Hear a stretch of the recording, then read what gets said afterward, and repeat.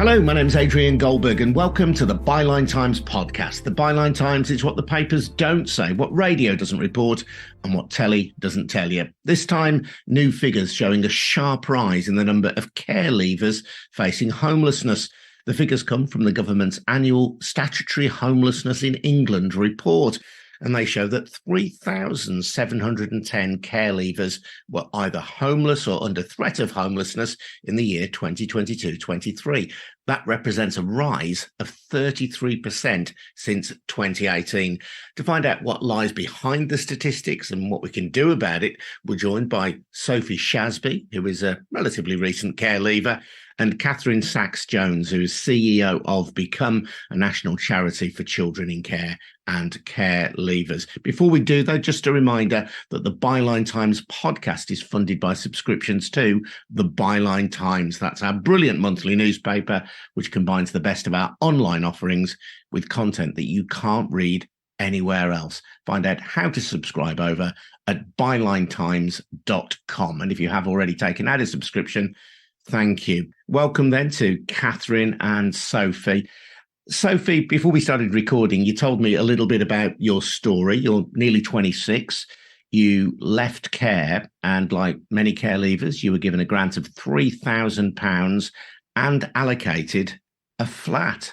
So from that point on, what could possibly go wrong? Yeah, I think a lot of things could go wrong.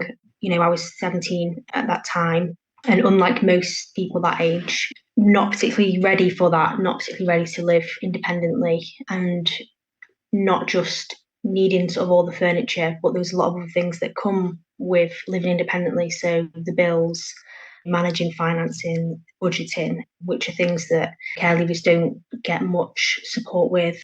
So definitely a lot of things that could go wrong with that. And I made the decision sort of 2 years after living alone, which was difficult, you know, managing, you know, budgeting for meals and managing sort of a small amount of money that I had because I was living independently and going to college on benefits, which, you know, as we know, there's not, you know, not a massive amount. And then after sort of 2 years, I decided to go to university. And so I, you know, had to get rid of my flat and everything that was in my flat because I wanted to sort of experience the full university experience, which I did. And then after I finished university, I needed somewhere to live, and I didn't have any support off my local council in terms of new housing support. Just so I understand that, Sophie, you had given up the flat that you entered when you left care because you wanted to go to university, you wanted to experience the full flavour of living in halls and having the full university experience, but that involved giving up your flat. And therefore, once you'd left uni, you had nowhere to go back to. Yeah, so at that point, the only option I had was to go and stay with family, which wasn't ideal. You know, nothing against sort of family, but that was all I could do at that time. I had no money to put down a deposit on anywhere to rent for myself. That's quite an expensive thing to do. And so I lived sort of with family for around sort of 7 to 9 months before I eventually did have somewhere to live, which I then stayed there until sort of this time last year. But then because of a relationship breakdown, I had to move, and I sought sort of help from the local council and was told that I'd be a priority for housing because I was a care leaver. But that priority never happened. And so I actually ended up moving in. A friend that I went to college with, we got a property together, which was private rented, which I didn't want to do again. You know, I wanted some housing from the council, which I was entitled to. And the day that they rang to say that they'd try and support me to get somewhere to live was the day that I had to be out of where I was living. So it was too late. You know, I'd had to find somewhere on my own accord, which I'm still living with my friend now, and this tenancy comes to an end in April, and we're both sort of in conversations at the minute. And I think I want to live on my own, and my friend's got sort of plans, and I'm dreading it because it doesn't seem possible that I'm going to be a priority for housing. I've registered myself now in the hope that by the time April comes, I can have some support. It sounds to me like a very precarious existence, there's a lack of preparation for you on leaving, preparing you for the kind of life that you might have to face outside. But then you wanted to do what many young people want to do, which is go to university, away perhaps from the area where you've grown up, and to experience the full 3 years away, but then with very little in the way of safety net in practical terms to help you from there on, notwithstanding you've got this real difficulty of perhaps not having the family support that many other young people would have. I think that's it. I think typically a lot of things that young people who aren't care experienced have support with. So, in terms of things like, their first cars or putting a, deposit down on somewhere to live, those are things that the majority of care experienced people have to do sort of on their own. So private renting, which I do at the minute, the deposits on them are extortionate, and I've got to have that money. I haven't got the support of anyone else to fall back on, in a crisis, which I don't have, and certainly a lot of other care experienced people don't have. And Katharine, the government statistics reflect care leavers who are either homeless or, as in Sophie's case, under threat of homelessness. She doesn't know what's going to be the situation in April. So I guess she might fall into these figures as well, albeit that she's older than the age group identified by the government. So why do you think there's been such a sharp increase in the number of young people leaving care affected in this way? We have seen a real increase, Adrian, over the last few years in the numbers of young people leaving care and at a really young age, 18, 19, 20, finding themselves homeless and going to the council. We know that that's just the tip of the iceberg. There will be countless thousands more young people in hidden homeless situations, so maybe sofa surfing or, in the worst instances, rough sleeping. There's been a rise in homelessness overall amongst all people, but there's been a particularly pronounced rise in homelessness amongst care experienced young people. The rates are rising much faster than the rates of homelessness in general. And the reason for that, I think, is pressures on the cost of living, the increasing costs of housing. And as you've kind of touched on, and as Sophie's spoken about, young people leaving care don't often have the same family support to fall back on. So it can very easily mean that they really struggle in this difficult climate that we're all facing at the moment. We know that young people are made to leave care often before they're ready. So for some young people, that can be on their 18th birthday, literally on their 18th birthday, they're asked to leave care. That could be in the middle of important exams, in the middle of A-levels, when they're just starting out in the workplace. For some young people, in reality, and we've heard from Sophie that she was only 17, it's actually even younger. So these are young people, really still children, and we are saying to them, actually, that's it, overnight you have to be out on your own, you're expected to be independent, you're expected to find housing, often find housing on your own, sometimes with some support, and to manage a tenancy. And unsurprisingly, especially in the difficult climate that we're in at the moment, for many young people, it's a real struggle for them. They struggle financially, they can struggle emotionally and mentally as well. It's a lot of pressure to ask of teenagers to be independent, and sadly too many do end up facing homelessness, and we think that needs to change. We need to see an end to the care cliff so that no young person is asked to leave care before they're ready. And we need to see proper support for young people to go into housing. And that should include young people who go away to university and come back. Young people leaving care have the right to the same opportunities and chances as any other young person. And I know from the many young people we speak to, going to university can be absolutely transformative, particularly for young people who have been in care. So we should be supporting young people to study, to go to the university of their choosing, to go away. And when they come back, there should be support there for them so that they don't end up facing homelessness and can instead be thinking about their future. But the sad truth is that we are letting down thousands and thousands of young people in the care system. And we think that urgently needs to change. And we need to see government action to make sure that no young person leaves care before they're ready, and that every young person is given the support they need into a stable home. We're also joined by Martin Barrow. Now, Martin's a journalist who's written extensively about care leavers and is an experienced foster carer in his own right. And Martin, is it impossible to imagine a situation in which no care leaver was made homeless or threatened with homelessness between the ages of 18 and 20? Why is that so hard to achieve? it shouldn't be hard to achieve. I think we all know what needs to be done to address this situation. We're aware of the problems, and the solution is very much in our own hands. What is so frustrating is it seems to me the numbers are not great in the scheme of things, and the amount of money it would take to put things right is not great either. Relatively small amounts of money, time and effort. On the other hand, failure to take action means that everybody pays a huge cost in later life. Unless we get it right now and we do take action, the cost on society and the cost on young people, particularly as they go through their lives, is colossal.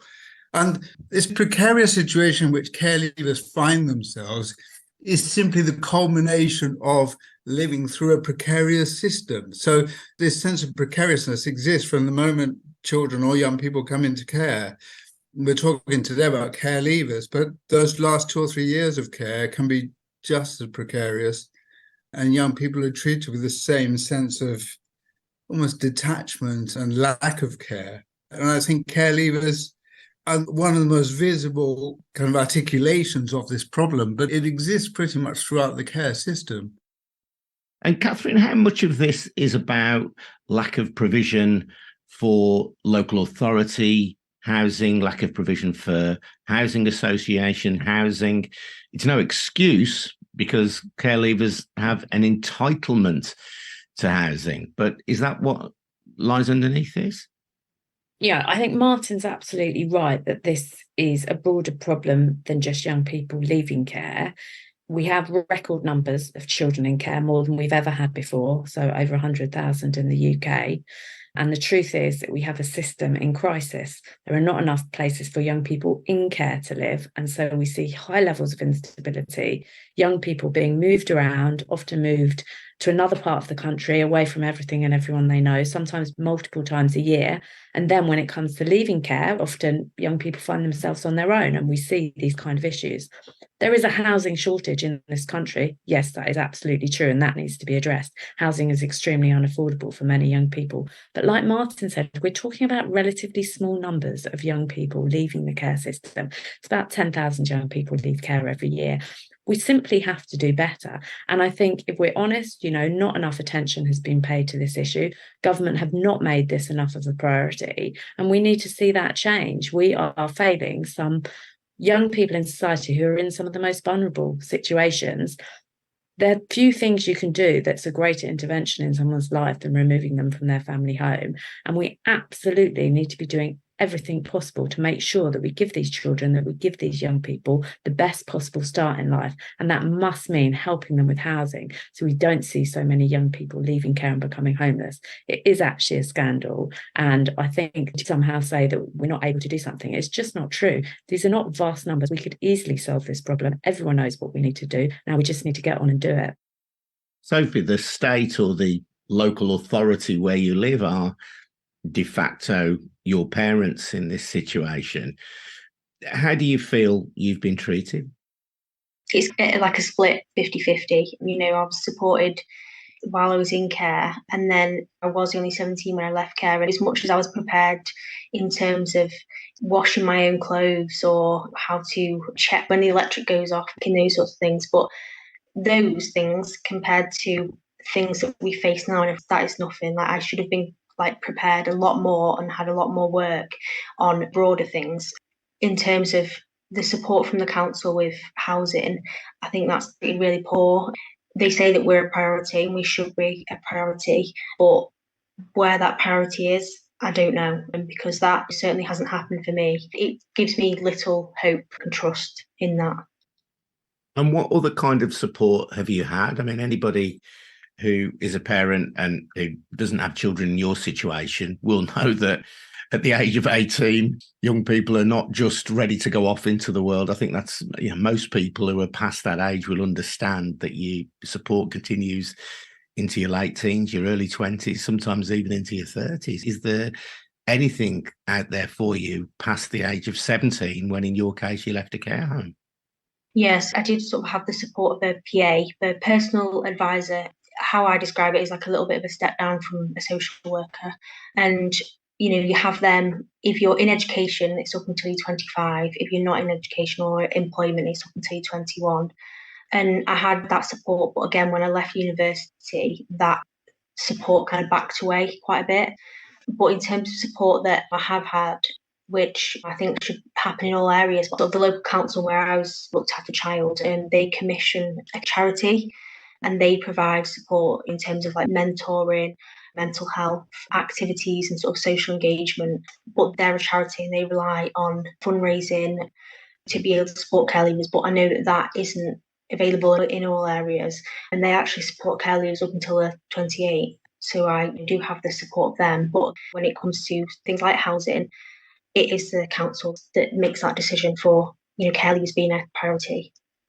And Martin, there are all these rules around young people who leave care. So at the moment, if you say that you are, or if you are adjudged to be someone who has intentionally made yourself homeless, then you won't necessarily be supported into long-term accommodation. There may be a local area connection test so that you've got to prove that you have links in the area. They may be appropriate if young people have a family background, as it were, or conventional family background, but it does prove quite restricting for young people leaving care then in terms of where they might want to live, where they might see their future. Absolutely. I mean, it's a bureaucratic nightmare, and it depersonalizes every step that young people have to take simply to get what they're entitled to in the first place. I think outsourcing of care is a major part of the problem. So if you take a young person who, let's say, is in the care of a local authority in Dorset, but Dorset has nowhere for that young person to live. So at the age of 16, they're sent to live in I don't know, in Leeds, and then something goes wrong with that arrangement in Leeds, and their next home is actually, let's say, Stoke. Now, suddenly celebrate their 18th birthday, and the next day they're told to leave the home where they have been staying. I mean, it's quite brutal. You're 18 now, lovely to have met you, off you go. Now, the question is, where is that young person meant to think of as home, and who is going to take responsibility for providing housing? That young person may not have lived in Dorset for 5, 6, 7 years. They don't know anyone in the area. They may not want to go back to Dorset, but they've only been in Stoke for 6 months. They were previously in Bradford. So the question is, which local housing authority or association is responsible for putting a roof over that young person's head? There's no personal relationship. It's a very poor local relationship with the council responsible for their care, but the whole thing's broken down. This is my point, that their local authority will probably have made no provision for this person becoming an adult. There's no transition arrangement from a pediatric setting to an adult setting. This applies in every form of care, whether it's health or social care. And this is where it all breaks down. So in the desperation to find somewhere for this young person to live, everything else is set aside and everything else falls apart. Nobody thinks what is going to happen when this person is suddenly 18. I have to say there are similar problems in foster care. It's not just about children's homes, but arrangements for children who come of age in foster care are only marginally better, and they rely overwhelmingly on goodwill. I absolutely agree. That issue about children being placed in different parts of the country is a huge problem. It's something we hear about all the time at Become. And it's an issue for them when they're in the care system, because not only have you moved out of your family home, but you have moved to another part of the country that you don't know. You've probably had to move school. You've lost touch with your friends at school, sometimes lost touch with brothers and sisters, which is particularly difficult and traumatic. And then you might be moved again, as Martin said. And then when you come to leave care, you'll be sent back to one of those areas where you are deemed to have a local connection. But of course, you might not have lived there for years and years. And where another local authority might say you have no connection with that area, even though you're a care leaver, and will deny you access to housing, even if that's what you want. They're entitled to say you have no local connection here, or not a strong local connection. That's exactly right. And, the situation of young people leaving care is different in that respect. And we think that the local connection rules shouldn't apply, so that a young person should be able to live in the area what best meets their need and where they feel most at home. And that doesn't necessarily follow these bureaucratic rules, particularly for those young people who have been moved around time and time again. So there are a lot of changes that are needed to give young people in care a better start in life. There's been a lot of talk from government, but less action. And that's what we need to see now, because we can't keep on letting young people down in this way. And it just strikes me, Katharine, this is not one of those stories that makes headlines. It affects relatively small numbers of people. Yet for those people, and these are people for whom the state, for whom the local authorities are responsible, it's hugely important and it is deserving of a bigger hearing. Absolutely. I think it's something that most people don't think about or know about. And I think when people do understand it, they can see immediately that this isn't good enough. We need to do better. And I think that's why it's so important that we have these conversations, that we hear from young people like Sophie, who's sharing her story with us today, which is amazing, because young people want the system to change for people that come after them. And it's by hearing those voices and by having those conversations that more people will become aware of this issue. And we can solve this. It is relatively small numbers of children and young people, just a little bit of will, and we could change this. And that's what we need to do. I think these problems appear intractable, but they really are not. They can be resolved, I would say, even broadly within the amount of money that is currently available. I think we can do so much better. And I think it needs to begin by restoring that link between local communities and the children in care who come from there. We've kind of broken that connection by moving children so far away. It's very difficult to put it back 5-10 years later when there is a different sort of need. I think if you create systems that allow children and young people to remain in their communities close to their families, who at the end are going to be there for them long after the care system has disappeared. Many children find that they've grown up in care, but once they reach the age of 18, it's a family member who actually comes to the fore and actually stands by them rather than the care system. So the more we can do to maintain and improve those relationships while children are in care and keep them as close to home as possible while providing them with the support that they need, I think we take a big step towards putting these things right. Sophie, what one thing would you like to appeal for, given that it's people like you who are right at the heart of this story, and you're someone who, as we speak, is facing homelessness in a few months' time? For me, it is people being more open and talking about it and being aware of these issues. But I think most of all, ending the care cliff, young people not being made to leave care when I was 17 years old, and we're not ready for that. Sophie, thank you so much for your time and good luck in future. Thanks also to Katharine Sacks-Jones, the CEO of Become, the national charity for children in care and care leavers. And thanks also to journalist Martin Barrow. I'm Adrian Goldberg. This has been a We Bring audio production for the Byline Times, produced in Birmingham by me and Harvey White. Don't forget, the Byline Times podcast is funded by subscriptions to the Byline Times. Please take out a subscription if you can. Full details over at bylinetimes.com. Thanks very much indeed for listening. See you again soon. Cheers now. Bye-bye.